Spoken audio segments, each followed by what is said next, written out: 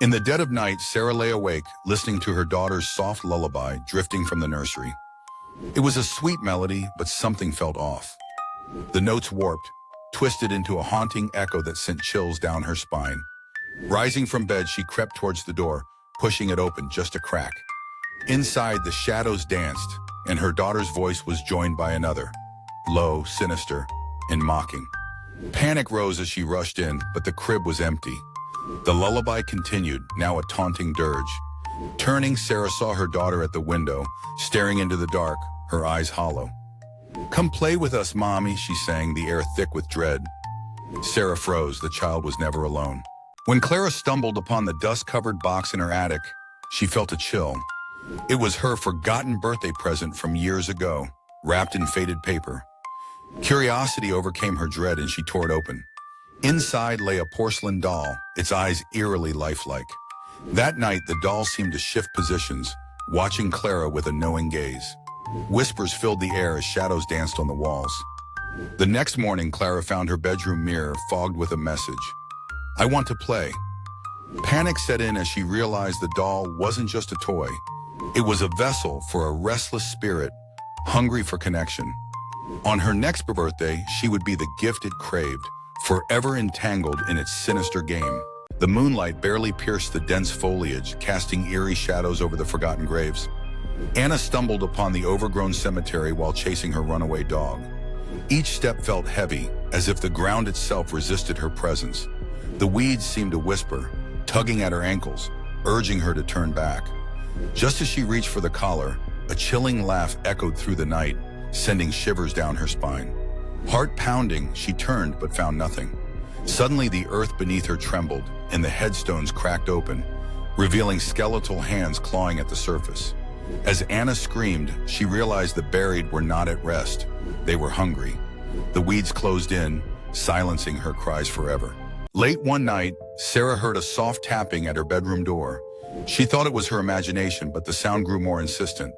Heart racing, she approached, peering through the peephole. No one was there, just the dark hallway stretching into silence. Dismissing it as fatigue, she returned to bed. But the tapping resumed, louder this time, accompanied by a whisper that chilled her to the bone. "Let me in." Panic surged. She bolted the door. The whisper transformed into a low growl. Before she could scream, the shadow slid beneath the door, swallowing the light. In an instant, it was gone. So was Sarah, leaving nothing but an empty room and an open door, the tapping now eerily silent. A weary traveler stumbled upon a flickering lantern in the thick fog. Drawn by its warm glow, he followed it into an empty village, the silence suffocating. Windows stared like hollow eyes, and the cobblestones whispered beneath his feet. As he approached the lantern, it swayed rhythmically, beckoning him closer. Suddenly, the light flickered out, plunging him into darkness. Panic surged as he felt cold breath on his neck. Heart racing, he turned to see shadowy figures emerging from the gloom, their eyes glinting with hunger. He realized too late, the lantern was not a guide, but a lure. The village wasn't empty, it was waiting, just like him, for the next lost soul. The night was still when Mia first heard it, a soft, mournful tune drifting through her open window. Curiosity tugged at her heart, pulling her from the safety of her bed. Drawn to the haunting notes, she stepped outside, the chill of the air prickling her skin. The melody led her deeper into the woods, where shadows twisted unnaturally. Each step felt heavier, as if unseen hands gripped her ankles, urging her to stop. Yet the song grew louder, intoxicating. Suddenly, the music stopped. In the silence, a figure emerged, cloaked in darkness. With a twisted smile, it whispered, "You've come to join the choir." The woods echoed her scream, and she was never seen again. While renovating her late grandmother's house, Emma discovered a hidden door behind a dusty bookshelf. It creaked open to reveal a room untouched by time, adorned with faded floral wallpaper and a thick layer of dust. In the center stood an antique mirror, reflecting not her form, but a shadowy figure. Intrigued yet uneasy, Emma stepped inside. Suddenly, the door slammed shut, trapping her. The air thickened, and whispers filled her ears, calling her name. The mirror's reflection changed, showing her grandmother's face, pleading for escape. Emma realized too late, this room was a prison for lost souls. As the whispers grew louder, she became just another shadow in the mirror, forever forgotten. In the dusty attic of her late grandmother's home, Clara found an ancient book bound in cracked leather. Its pages whispered secrets of forgotten rituals meant to summon power from the shadows.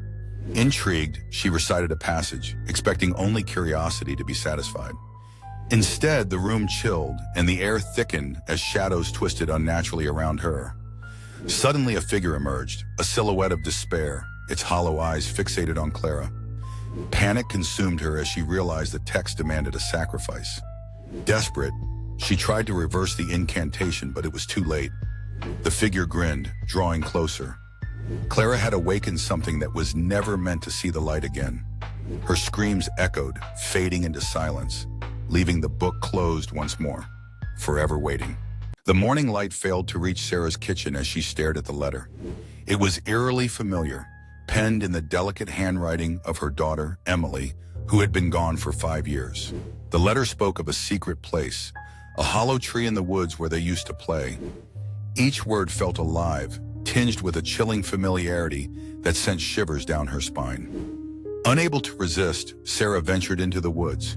The air grew heavy and shadows danced among the trees. At the hollow tree, she found a small box. Inside lay a lock of Emily's hair, with a note, "I'm not alone anymore, Mama."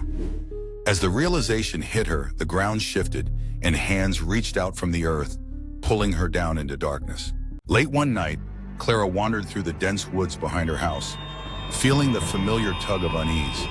The trees loomed like shadows, their branches whispering secrets. As she called out for her dog, she was startled to hear her own voice echoing back, mimicking her exact tone. "Clara," it called. Confused, she called again. "Clara!" The mocking response sent chills down her spine. She quickened her pace, but the echo grew louder, blending with her own panicked breathing. Suddenly it shifted. The echo began to taunt her, whispering her deepest fears. Heart racing, she stumbled, falling into a clearing. The echo stopped, and silence enveloped her. Then, from behind her, another voice whispered, "Clara." It was not her own. In the village of Eldridge, rumors swirled about the Veil of Shadows, an ancient cloak said to grant its wearer unimaginable power. One stormy night, a desperate villager, Clara, stumbled upon the veil hidden in the woods. Ignoring the warnings, she draped it over her shoulders. Instantly, the world darkened, and she felt an insatiable hunger. Clara began to stalk the village, her eyes gleaming with newfound strength, but also with an unquenchable thirst. One by one, her neighbors vanished. When the moon finally rose, she caught her reflection in the window, no longer Clara, but a figure cloaked in darkness, forever trapped in her own greed, lost to the night she craved to control. The whispering winds called to Jenna as she walked the narrow path, flanked by towering trees. Shadows danced at the edges of her vision, but she pressed on, drawn by an unseen force. It was dusk when she realized she'd strayed too far. The path behind her was shrouded in darkness. Panic surged within her as she quickened her pace, heart racing with each crunch of leaves.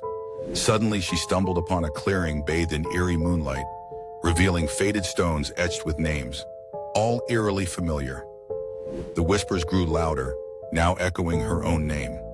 As she turned to flee, icy hands gripped her ankles, pulling her into the ground. The last path whispered her fate, a chilling reminder. Some journeys never end.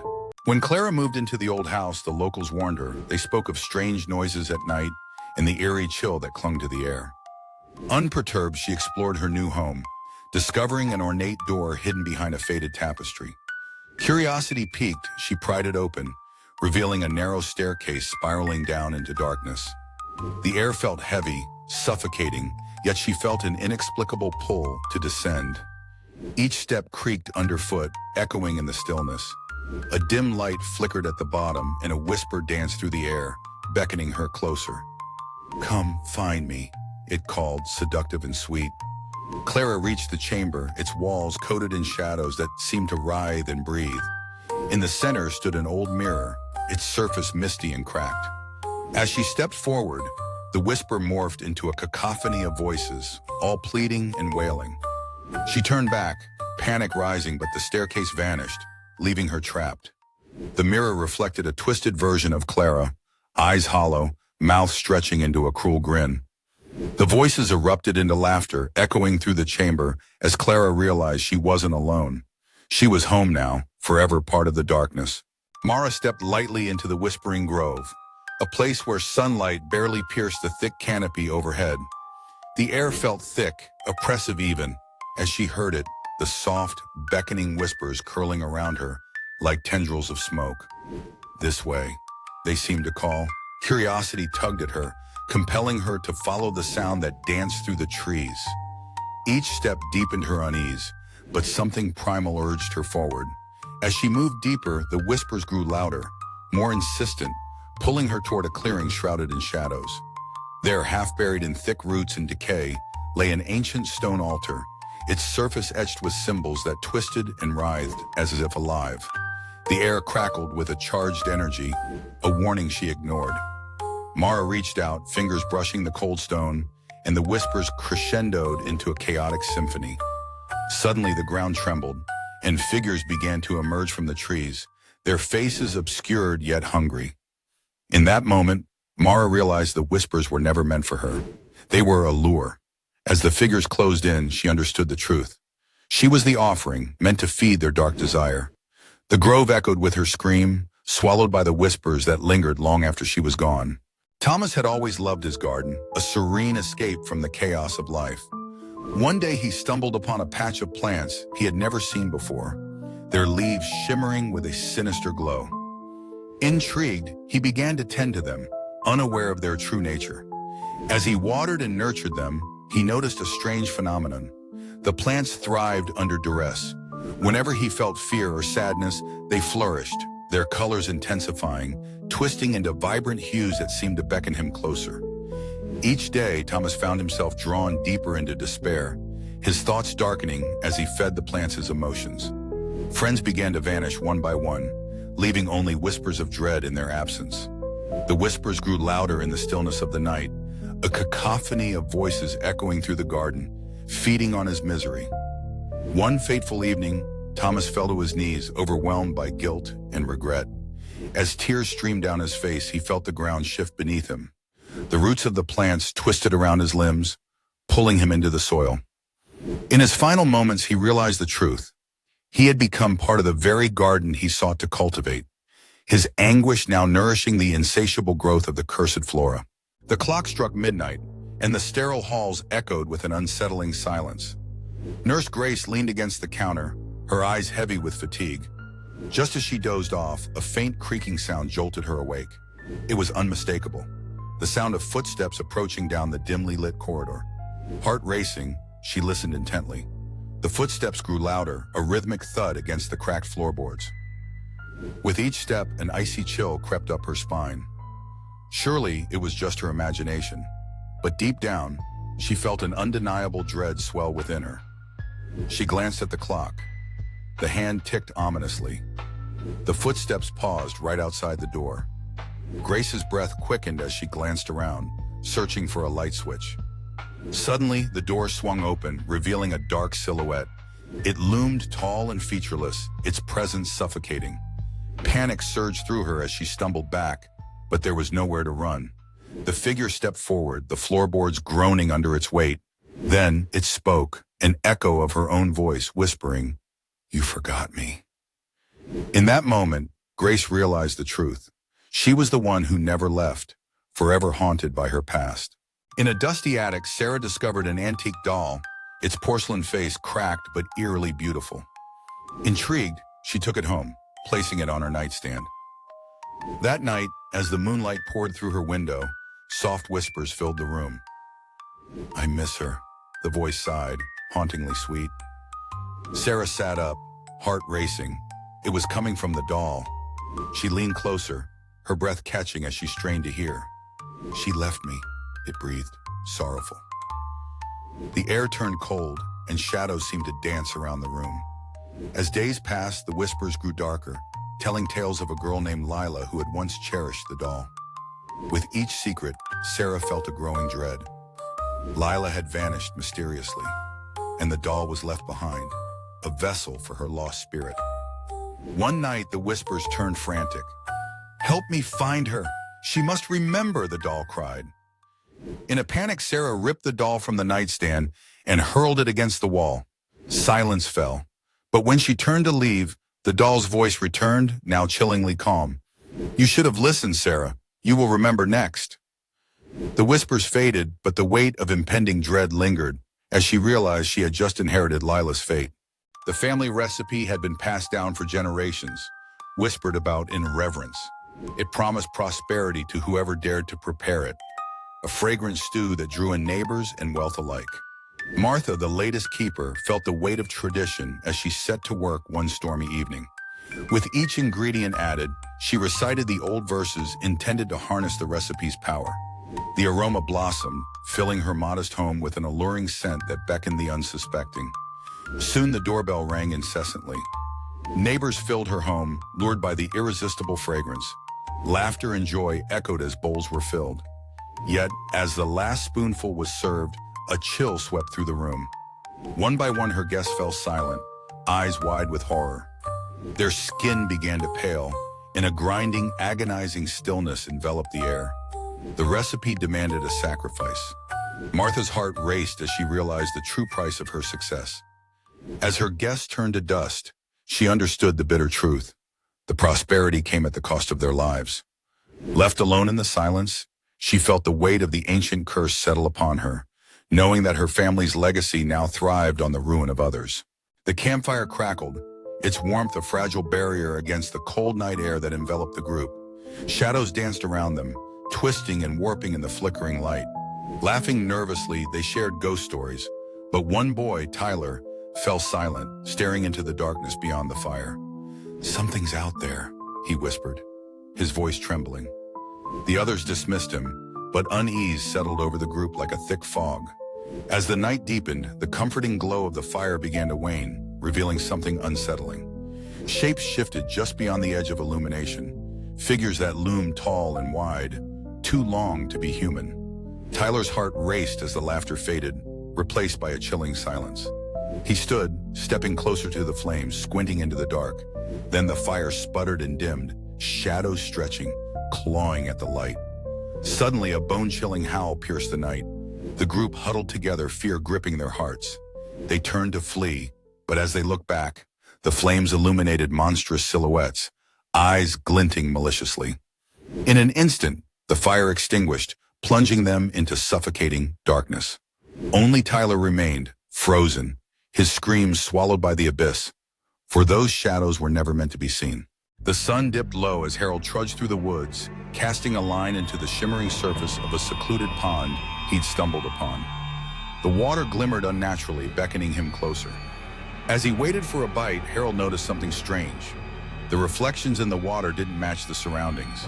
Instead of trees, he saw twisted, barren branches reaching out like skeletal hands. Unease prickled at his skin, but the allure of the pond was too strong. Curious, he leaned in for a better look. Suddenly the surface rippled, revealing fleeting images of despair. He glimpsed a figure, a woman with hollow eyes, mouthing silent screams. A chill raced down his spine. Harold jerked back, heart pounding. Shaking his head, said he tried to convince himself it was a trick of the light. But as the sun sank lower, the visions grew clearer. A child crying, a man thrashing in agony. The air thickened with dread, and the whispers grew louder, echoing his own fears. Desperate to leave, he turned, but the ground beneath him felt slick, pulling him back. The pond's reflection now showed him, Harold, trapped, forever gazing into his own dark despair. He screamed, but the water swallowed the sound, leaving the pond shimmering, waiting for its next unsuspecting visitor. Lila wandered through the cemetery, drawn by a sound that shouldn't exist. A child's laughter bubbling up from the ground. The sun hung low, casting long shadows as she followed the sound, heart pounding with dread. She stopped before an unmarked grave, its grass worn and patchy, and knelt down, straining to hear. The laughter was soft, innocent, yet it pierced through the stillness like a knife. No tombstone, no flowers, just earth and whispers that grew louder with each passing moment. "Hello?" she called, voice trembling. The laughter silenced, replaced by a chilling breath of wind that swept through the trees. She felt a tug at her sleeve, a cold touch that sent shivers racing down her spine. In a panic, she glanced around, but the cemetery was empty. The soil at her knees began to shift, a low groan emanating from below. Lila's instincts screamed to run, but curiosity held her fast. As she pressed her ear against the ground, the laughter returned, now shrill and desperate. Suddenly, the earth erupted, and small, skeletal hands clawed their way up, dragging her down into a darkness that was alive with echoes of lost joy and haunting screams. No one would hear her laughter as it faded beneath the soil. Emma always dreaded the nights in her old house, where the creaking floorboards seemed to speak in hushed whispers. Each night, as the clock struck midnight, the familiar sound would begin, slow and deliberate, moving steadily from the hallway toward her bedroom door. At first, she dismissed it as the house settling, but as the nights turned into weeks, the creaks grew louder and more pronounced, almost as if someone were pacing it outside her room. One particularly cold night, the noise escalated. Emma's heart raced, and she pulled the covers tighter around her. The floorboards creaked closer, a shiver racing down her spine. Then silence. She held her breath, straining to hear anything, but the quiet was deafening. Just as she thought it was over, a soft thud echoed from beneath her bed. Gathering her courage, Emma leaned over to look, peering into the darkness. Nothing. But the air felt heavy, charged with something unseen. She turned back to her pillow, only to find a single, dusty shoe placed neatly at the foot of her bed, too small for her own. The creaking resumed, and she realized it was not the house settling, but a restless spirit marking its territory, claiming its place in her life. The last thing Emma heard was a whisper, "You can't leave me." The house was too quiet, the kind of silence that settled in your bones. Sarah had grown used to living alone, but tonight something felt off. As she poured herself a cup of tea, she heard it, a soft chuckle echoing from the hallway. Freezing, she strained to listen, but the sound vanished as quickly as it came. Dismissing it as her imagination, she settled on the couch, her heart pounding. Yet minutes passed, and the laughter returned, creeping closer, growing louder, sinister. It wasn't playful anymore. With every tick of the clock, the laughter morphed into mocking whispers. Sarah's skin prickled.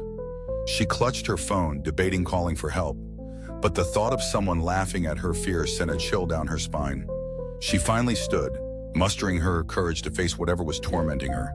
The hallway was dark, shadows stretching like claws. As she stepped forward, the laughter crescendoed, filling her ears, drowning her in its menace. Then, in an instant, it stopped. The silence was deafening. In the stillness, a voice whispered from behind her, "You should have laughed back." And for the first time, she realized she was not alone.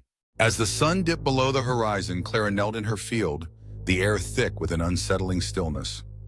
After months of care, her crops had flourished, but an odd smell wafted from the earth. Gathering her courage, she dug deeper, fingers clawing at the rich soil. The scent intensified, a mix of sweetness and decay. Suddenly, she struck something hard. Heart racing, she unearthed what appeared to be a small, gnarled root, twisted like a hand with long fingers reaching out. Ignoring the dread crawling up her spine, Clara decided to harvest the root. It felt oddly warm in her grasp, as if it pulsed with life. That night, she boiled it into a stew, the aroma intoxicating. Neighbors gathered, drawn by the dish's allure. They savored each bite, eyes wide with delight. Yet Clara noticed their expressions shift. They were losing themselves, eyes glazing over. As they consumed the last spoonful, a collective silence fell. To her horror, they stiffened, mouths agape in frozen rapture. The root had claimed them. Panicking, Clara rushed to the field, but the soil was now barren, the crops gone. All that remained was the gnarled root, pulsing softly, waiting for the next harvest. When Lucy brought home her latest drawing, her mother admired it without a second thought. Bright colors, stick figures, and a curious symbol in the corner. It was a tradition. Every year, Lucy would create a piece to signify their family's unity. But this year felt different. The symbol, a twisted spiral, was unfamiliar, sinister even. And as night fell, whispers of old stories began to creep into her mind. Each time her mother looked at the drawing, her smile seemed to fade, replaced with a tense silence. That evening, Lucy overheard her parents arguing in hushed tones. They mentioned the ceremony and the drawing must be right. Confused, she climbed into bed, clutching the paper in fear. In the dark, shadows danced on her walls, and the spiral seemed to pulse, drawing her gaze. Suddenly, a chill swept through the room and the air felt thick with dread. In the hallway, her parents were gone. Only the faint echo of a chant lingered. Lucy's heart raced as she grasped the drawing tighter. She stepped outside, the night air cold against her skin. The symbol glowed faintly, leading her to the woods. There, beneath an ancient tree, she discovered her family waiting, eyes black as coal, chanting her name. The drawing was not a celebration, it was a summoning. The old piano sat in the corner of the dimly lit parlor, dust gathering on its keys like secrets long forgotten. Claire, a budding musician, had inherited the house from her late grandmother, who had whispered warnings about its history. One stormy night, seeking comfort, she approached the piano. As her fingers brushed the keys, a haunting melody escaped, curling through the air like a dense fog. It was beautiful yet unsettling, and with each note the temperature dropped. Shadows flickered at the edges of her vision. Suddenly the lights dimmed, and Claire felt a chill caress her neck. The melody grew louder, each note echoing in her mind, pulling her deeper into a trance. Whispers slithered around her, unintelligible yet urgent. Panic surged as she tried to stop playing, but her fingers wouldn't obey. The music reached a fever pitch, and she could see dark forms swirling in the corners of the room. Just as she thought she would lose herself forever, the final note struck, shattering the silence.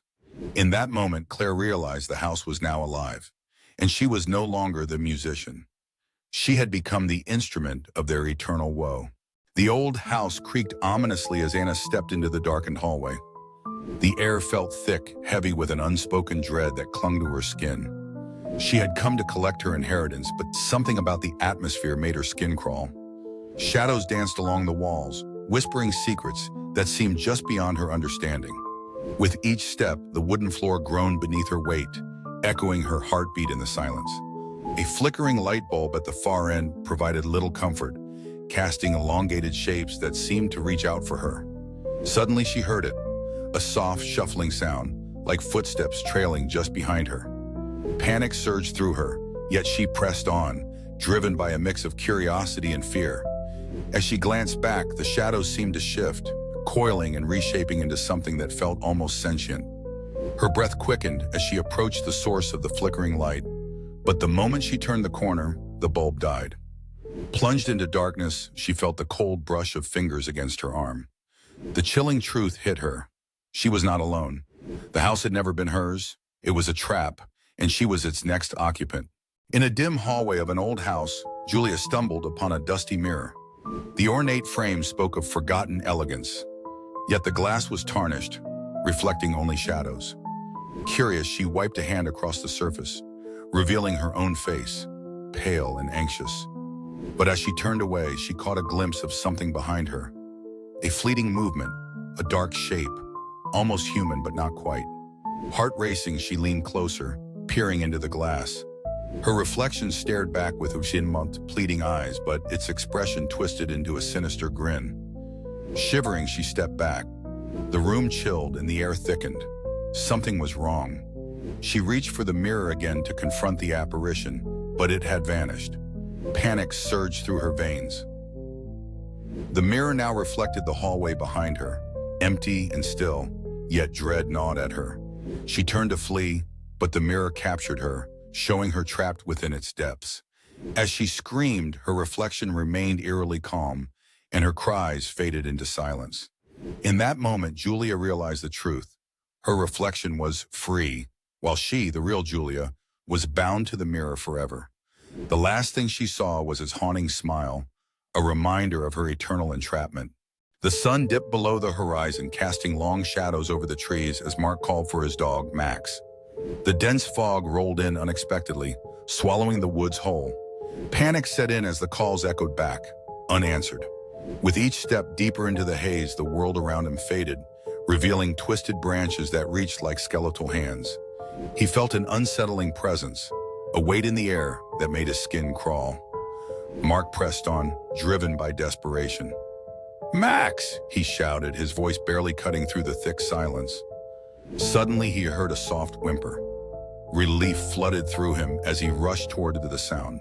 But the fog thickened, wrapping around him like a shroud. The whimper turned into a low growl, then silence fell again. Mark's heart raced. He turned to head back, but the path had vanished. Panic surged as he stumbled, the ground beneath him shifting.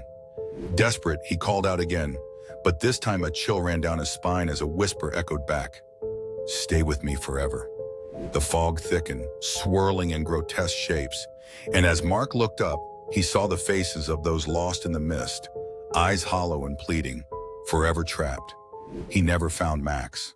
As dusk settled over the thick woods, Sarah stumbled upon a faint, overgrown trail hidden behind a veil of tangled vines. Curiosity drew her in, despite the locals' warnings about the path that twisted into the heart of the forest. The air grew heavy, shadows creeping in as she ventured deeper, the sunlight fading behind her. Each step resonated with an unsettling silence, broken only by the crackle of twigs underfoot. Suddenly, a whisper floated through the air, chilling her to the bone. It called her name, low and mournful. Heart-resting, she turned to flee, but found herself ensnared by the darkening trees, their branches curling like skeletal fingers. Panic set in as she realized she was not alone. Figures emerged from the shadows, pale and featureless, their eyes voids of despair. They circled her, their whispers morphing into a cacophony of sorrow. In that moment, Sarah understood. She was on the threshold of a dreadful reckoning, a sacrifice to the forest's insatiable hunger. Just as she was about to scream, the world around her faded, and silence enveloped her. The path remained, waiting patiently for its next visitor, the whispers fading into the wind. Late at night, Claire lay in bed, the house silent except for the occasional creak of the old floorboards.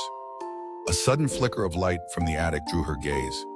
She could have sworn she saw a faint glow pulsating through the cracks in the ceiling. Clutching her blanket, heart racing, she couldn't shake the feeling that she wasn't alone. Curiosity wrestled with dread. Mustering her courage, she slipped out of bed and climbed the narrow staircase to the attic. As she reached the top, a chilling draft swept through, carrying a faint, distant sound like soft, beckoning whispers. Claire hesitated, but pressed on, drawn toward the light. The attic door creaked open to reveal an empty room bathed in an unsettling glow. In the center, an antique mirror radiated the light, and shadows danced across the walls. Suddenly, the whispers grew louder, urging her closer. With trembling hands, she edged toward the mirror. As she gazed into it, her reflection twisted into a grotesque figure, grinning hungrily back at her. With a jolt, she stumbled back, realizing the whispers were just her name, calling her. In that moment, the mirror shattered, and her own voice echoed in her mind, drowning her in darkness. The glow vanished, leaving behind an empty attic and a silence that would never be broken. Elena Carter had always been drawn to the secrets buried beneath the old city. One fateful evening, she stumbled upon a crumbling entrance masked by ivy, leading into a damp, narrow corridor. Curiosity ignited her pulse as she ventured deeper into the darkness, her flashlight flickering against the cold stone walls. The air thickened with an unsettling chill, and the whisper of forgotten voices danced around her. Ignoring her instincts, she pressed on, uncovering a hidden chamber adorned with faded murals of anguished faces. It felt like a tomb holding long-lost souls in mourning. As she examined the walls, a chill ran down her spine. The air grew electric, and an overwhelming power surged around her. Suddenly, shadows morphed into shapes, swirling like a tempest, and the cries of the trapped souls enveloped her. Their rage was palpable, and Elena realized too late that her trespass had awakened vengeful spirits. The chamber's door slammed shut with a resounding thud, sealing her fate. As her screams echoed in the claustrophobic space, the anguished faces on the walls twisted in malicious delight. Elena became one with their torment, joining the chorus of lost souls, forever bound to the darkness she had dared to disturb. In the quaint town of Eldridge, prosperity thrived under the warm glow of the harvest moon. But as the leaves turned and the nights grew longer, whispers of events hidden in the woods began to surface. One night, drawn by an inexplicable urge, Thomas ventured beyond the town's boundary, guided by the flicker of distant lanterns. The air thickened with an unsettling chill as he approached a clearing, the ground littered with crimson petals, and the scent of iron hung heavy. A circle of townsfolk, their faces obscured by shadows, chanted in unison, their voices rising in fervor. At the center, a crude altar bore offerings, fruits, bread, and a single stark white lamb. The townspeople's eyes glimmered with unnatural fervor. Horrified, Thomas stumbled backward, realizing the offerings were meant to sustain their prosperity. Armed with this chilling truth, he turned to flee, but the chanting grew louder, the ring tightening around him. The crowd surged forward, their faces transformed with primal hunger. Thomas felt the sharp edge of a blade, a glint of fear reflected in the eyes of those he once called neighbors. In the end, the moon witnessed one more sacrifice, ensuring Eldridge would thrive for another season, as the woods swallowed his screams. The bus rattled down the empty road, its headlights slicing through the thick fog. Just 4 passengers remained, an elderly man in the front, a young woman clutching her phone, a middle-aged man with a worn-out cap, and a girl with a backpack in the back. The driver, a grizzled figure, glanced at the mirror, his eyes dark with something unspoken. As the engine roared, the bus jolted violently. A cold wind swept through, making the woman shiver. "Did you feel that?" she whispered. The man in the cap chuckled, but it was a hollow sound. "Just the wind, lady. Nothing to worry about." Suddenly, the bus lurched again, the lights flickering, revealing fleeting shadows outside. A soft, eerie giggle echoed, sending chills down their spines. "Who's there?" the girl called out, her voice trembling. The driver slammed on brakes. The lights went out completely. Panic erupted. The elderly man began to chant under his breath, a language none understood. Then the lights flickered back on, bathing the bus in a ghostly glow. The passengers were gone, replaced by silent, watching figures, their faces twisted in eternal screams. The driver sighed, whispering, "Another ride completed." As the bus rolled on through the woe, its engine roared, ready for the next unsuspecting passengers. The first snow of winter blanketed the small town, transforming it into a serene wonderland. But as the sun dipped below the horizon, Sarah noticed something unsettling outside her window. A set of footprints marred the pristine surface, leading directly up to her front door. They were bare, too small to belong to an adult, and the toes were oddly elongated. Curiosity overcame her trepidation, and she stepped outside. The air was frigid, and the shadows elongated as the waning light faded. The footprints continued past her porch, trailing off into the woods beyond. She followed them, heart pounding, compelled by an inexplicable urge. The deeper she went, the more oppressive the silence became, as if the world had held its breath. Suddenly, she stumbled upon a clearing and froze. In the center stood a small figure, swaying gently, its back turned to her. It was a child, but something was wrong. Its skin was pale and gray, its hair matted and frosted. As if sensing her presence, it turned slowly, revealing hollow eyes and a grin that shouldn't belong. The prince led to her, but they didn't lead back. In that moment, she realized the footprints were never meant to return. The street lamps flickered as Mira hurried home, the chill of the autumn night wrapping around her like a shroud. She could feel it, a presence trailing just out of sight. Glancing over her shoulder, her heart raced. A silhouette loomed in the distance, too close for comfort. Was it her imagination? The figure, cloaked in darkness, seemed to stretch and contract with the shadows, always keeping pace. Panic surged in her veins, and she quickened her steps. But the footsteps echoed behind her, relentless. Each corner she turned offered no solace. The figure remained, lurking, haunting. As she reached her front door, desperation clawed at her throat.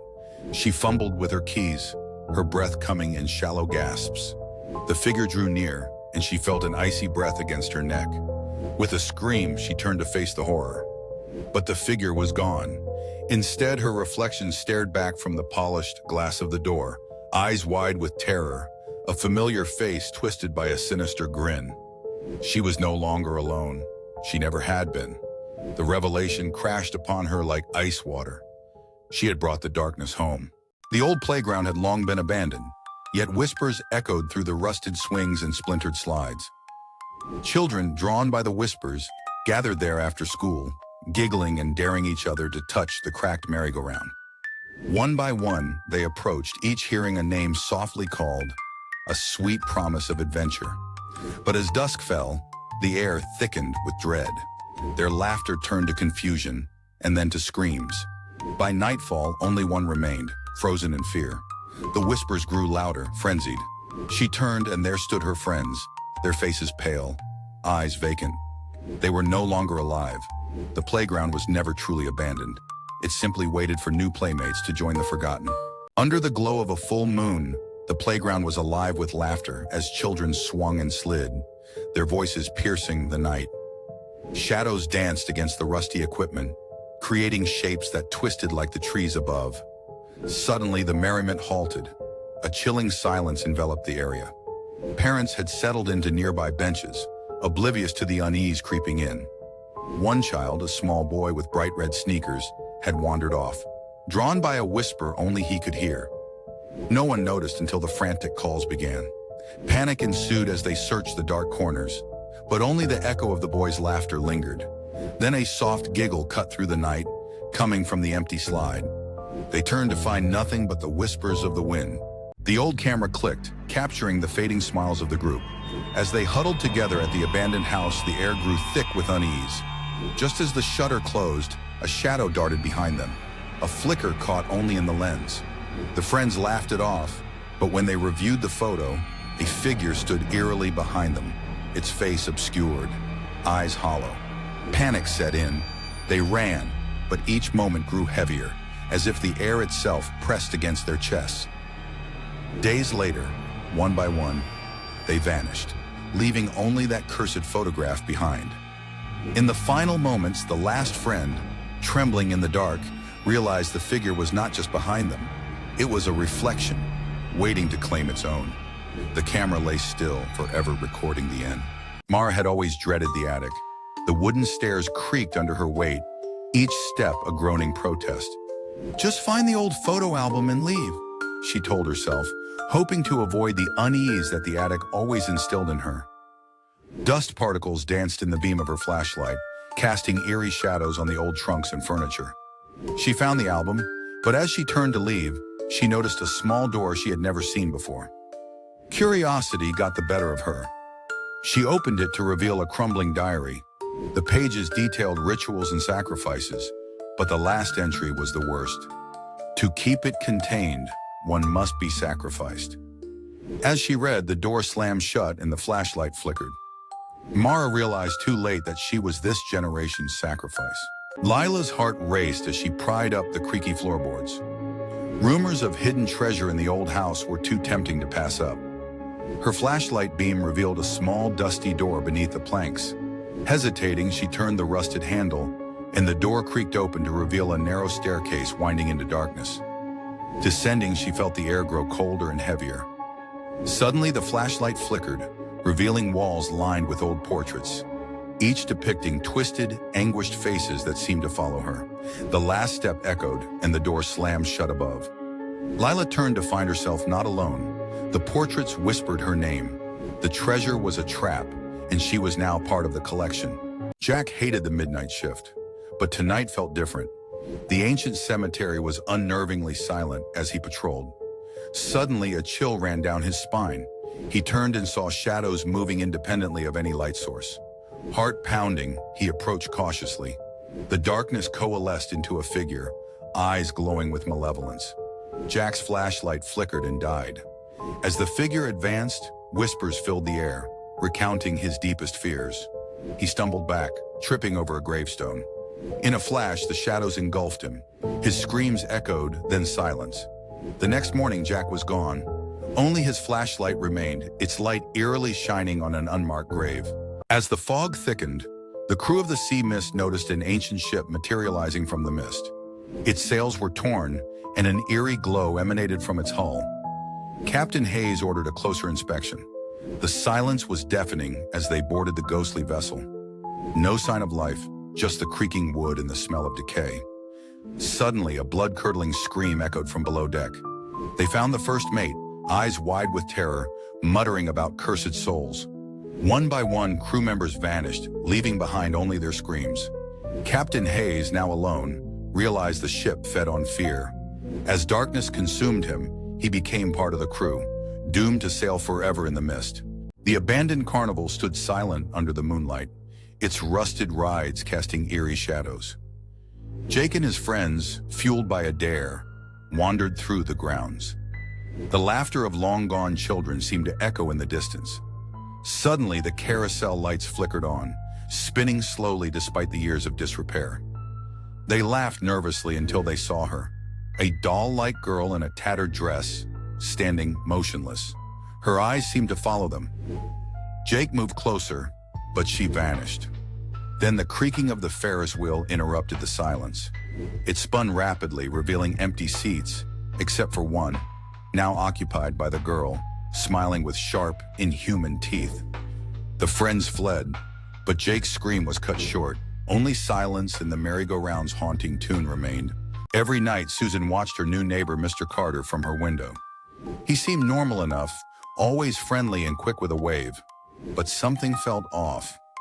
One evening, she noticed Mr. Carter carrying a large, lumpy sack into his house.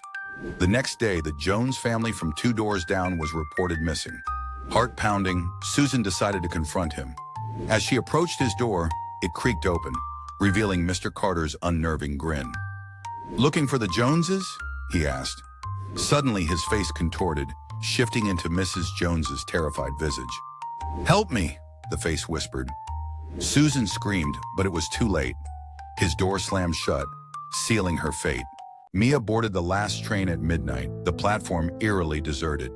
As the train rattled out of the station, she noticed something unsettling. Each carriage was empty. She found a seat, but the silence gnawed at her. A flicker of movement caught her eye, a figure at the far end. She approached cautiously, but the figure vanished. Panic set in as the lights flickered. Her phone had no signal. The emergency button was dead. Suddenly, a cold breath brushed her neck. She spun around to see a spectral conductor grinning menacingly. "One-way ticket," he whispered. The train screeched to a halt, but outside was no station, just endless, dark void. Jake, a seasoned hunter, ventured into the dense forest, seeking the elusive buck he had been tracking for weeks. As dust settled, he heard a familiar voice calling his name. It was his brother, Sam, but Sam had been missing for years. Heart pounding, Jake followed the voice deeper into the woods. The trees closed in around him, and the voice grew nearer, eerily mimicking Sam's tone. Suddenly, Jake stumbled upon a clearing and froze. There stood Sam, or what looked like him, grinning eerily. As Jake approached, Sam began to morph, its form distorting grotesquely. Realizing too late, Jake turned to flee, but the forest echo had already ensnared him. The last thing he heard was his own voice calling out, beckoning others to their doom. Claire checked into room 214 of the old hotel, its faded grandeur whispering secrets of a bygone era. That night she awoke to silence, her room thick with an unnatural darkness. Her phone displayed no service, and panic set in. She stumbled to the door, but it was gone, replaced by a solid wall. Her breast became ragged as she clawed at the wallpaper, only to reveal more wall. Hours felt like days. Suddenly a knock echoed. A voice called, "Housekeeping." Relief flooded her until she opened the door to find nothing. The corridor was empty, and room 214 had vanished. She was never seen again. The hotel simply erased her. Emma's curiosity got the best of her when she stumbled upon an ancient, vine-covered stone structure during her evening walk.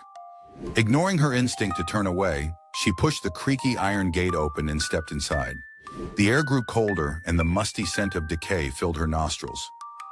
She noticed old portraits on the walls, eyes seemingly following her every move. As she reached the center, a chilling whisper echoed, "You shouldn't be here." Heart pounding, she spun around to leave, but the gate was gone. Panicking, she heard the whispers grow louder, now in unison. "Join us!"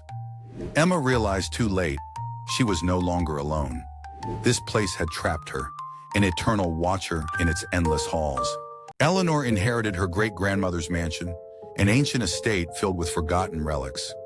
One night, she discovered an old portrait in the attic, covered in dust. It depicted a woman strikingly similar to Eleanor, but with a sinister glint in her eyes. As she cleaned the portrait, a drop of red paint seemed to drip from the woman's lips. Eleanor touched it, realizing it was wet. Suddenly, the painted eyes blinked. She stepped back, heart pounding, as the woman in the portrait began to whisper her name. "Join me," it hissed. The next morning, Eleanor's reflection in every mirror had the same eerie glint, and her lips bore a crimson stain. My name is Timothy MacArthur, and in 2012 I became a symbol of terror. I was a seemingly ordinary night shift janitor at the prestigious Meadowbrook University. Everyone knew me as a quiet, reliable man, but that year I harbored a chilling secret that would shock the nation. I lived a double life. By day, I was the unassuming janitor. By night, I was a cunning predator. Each night, I meticulously scouted the campus for students who stayed late, choosing my targets with precision. One cold December evening, I zeroed in on Emily, a promising biology major. She was entirely engrossed in her studies at the deserted library. As she prepared to leave, I offered to escort her for safety. She never suspected a thing. Just outside the library's doors, I struck. I overpowered her, dragging her to an abandoned maintenance room where I had already prepared everything. The room became her prison, ensnaring her in terror and desperation. For 3 days, Emily's mysterious disappearance gripped Meadowbrook. Authorities turned the campus upside down but found no trace. On the 4th day, I returned to work, scrubbing floors with a cheery facade. But news spread quickly. Emily's lifeless body had been discovered, hidden in the very room where I had confined her. It didn't take long for investigators to connect the dots. My access to restricted areas, my odd behavior. Eventually, they unraveled the truth. I was arrested and confessed, revealing my monstrous alter ego. My actions left a permanent scar on Meadowbrook. Lives shattered, trust broken, and a campus shrouded in fear. Share this video with someone who loves true crime stories. Follow for more crime chronicles. Sarah's grandmother left her an old music box, its melody strangely comforting. One night she opened it, and the tune began to play, filling the attic with an eerie ambiance. As she listened, whispers seeped from the corners, growing louder with each note. She tried to close the box, but her hands wouldn't obey. The room grew colder, shadows deepening. In the mirror, she saw herself, but she wasn't alone. A figure stood behind her, its eyes hollow, whispering the melody. The whispers turned into screams. Her reflection smirked, mouthing, "Join us." She felt herself being pulled into the mirror. The last thing she saw was the lid closing, silencing the sinister tune forever. John had spent years as the lone lighthouse keeper on the jagged coast. Tonight, the storm was vicious, waves crashing like beasts against the rocks. As he climbed the spiral staircase to the beacon, he heard faint murmurs. Brushing it off as the wind, he continued. Reaching the top, the light flickered. He tightened the bulb and the light stabilized, but the murmurs grew louder, now unmistakable. He turned, and there, in the shadows, he saw them. Figures with hollow eyes, their mouths moving in silent, sinister conversation. Paralyzed, John watched as they inched closer. The next morning, the lighthouse stood dark. No one ever found John, only eerie whispers that carried on the wind. The village had long whispered about the abandoned well at the edge of the woods. One evening, on a dare, Mark approached it. Leaning over, he saw a faint glimmer deep within and decided to descend, hoping to find something valuable. As he climbed down, the darkness swallowed him. Halfway, he felt a cold, clammy hand grip his ankle. He froze, but the grip tightened, pulling him lower. Mark screamed, but the well's silence drowned his cries. He kicked free and scrambled up, only to confront a decayed face staring back from the edge. With one final yank, he was pulled into the abyss, the well ceiling behind him, leaving no trace of his existence. Emily had always loved her late-night shifts at the Old Town Library. One stormy night, as lightning lit up the sky, she noticed a peculiar book on the floor. She shelved it, but it kept reappearing. Confused, she decided to investigate further. The deeper she walked into the library, the colder it became. She heard soft whispers and the sound of shuffling feet, though she was alone. Suddenly, the lights flickered, revealing a shadowy figure at the end of an aisle. Heart pounding, she approached, but it vanished. Turning to leave, she saw her own reflection in a mirror, with the same shadowy figure standing behind her. smiling. The lights went out. Emily was never seen again. The old clock on the mantel had never ticked, not once since I inherited the place. That night, the silence of the forest was deafening. The air felt thick, almost tangible, as I sat alone staring at the unmoving hands. Midnight approached, and suddenly, the clock began to chime. The sound was hollow and unsettling, reverberating through the room.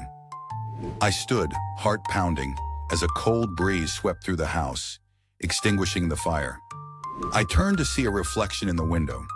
Not my own, but that of a gaunt figure with hollow eyes. The chime stopped. In the silence that followed, I realized the house was no longer empty.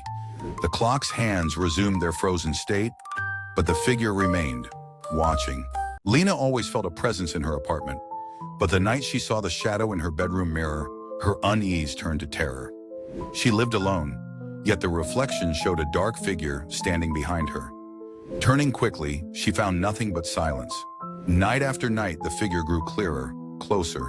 She covered the mirror, but the feeling of being watched intensified. Sleep became impossible. One night she woke to cold breath on her neck, but still no one was there. Desperate, she shattered the mirror. In the shards, she saw countless eyes staring back. The realization hit her. The watcher wasn't in the mirror. It had always been in her. And then, silence fell forever. The village lay silent, surrounded by crumbling walls and a fog that clung like a shroud. Alex, drawn by whispers of the past, wandered into the overgrown courtyard. Each step echoed louder, as if the stones themselves were alive. Shadows flickered, and the air thickened with a cold dread. Suddenly, whispers filled his ears, calling his name in mournful tones. Heart racing, he searched for the source, his flashlight beam trembling over the cracked stone. The whispers grew frantic, pleading for release. He stumbled back, tripping over a loose stone. As he fell, the ground gave way, revealing a hidden chamber. The last thing he heard was a chorus of voices, now free, as the darkness consumed him entirely. As dusk settled, 5 friends stumbled into a grove, where the last light barely touched the ground. Shadows danced among the trees, twisting in ways that defied logic. Laughter faded as they ventured deeper, an unseen force pulling them apart. Tom felt a chill and turned, only to find Sarah staring blankly at something behind him. Before he could ask, she whispered, "It wants me." The others dismissed it as a joke, but one by one, they began to fade into the enveloping darkness. His heart raced as he ran, calling their names, but the grove seemed to shift, trapping him.